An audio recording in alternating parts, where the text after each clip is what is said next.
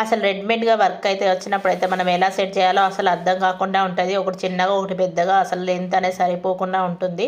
ఈ బ్లౌజ్ వచ్చేసి మనకు ఇది వచ్చేసి మనకు 13 ఇంచెస్ వరకే ఉంది. 6 ఇంచెస్ వరకే మనకు మొత్తానికి అయితే చిన్నగా ఇచ్చారు. కింద అయితే కొంచెం ప్యాచ్ చేసి మొత్తానికి అయితే అడ్జస్ట్ చేశారు. నెక్ మాత్రం చాలా చిన్నగా వచ్చింది. వాళ్ళైతే మరి అడ్జస్ట్ చేసుకొని అయితే ఇంతే పెట్టేయమన్నారు. వర్క్ అయితే కట్ చేయకన్నారు.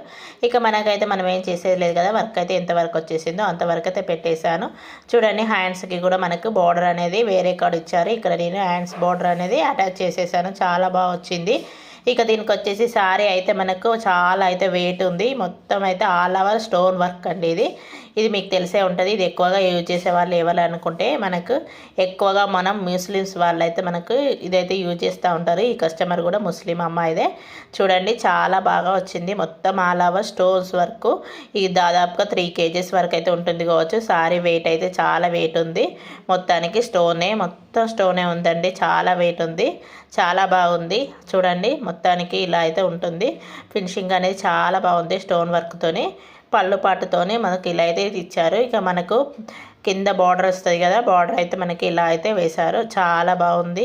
మీకు ఎలా అనిపిస్తుందో చెప్పండి. వెయిట్ అయితే బాగుంది. మనకు బ్లౌజ్ అనేది ఇంతకుముందు చూపిస్తాను కదా.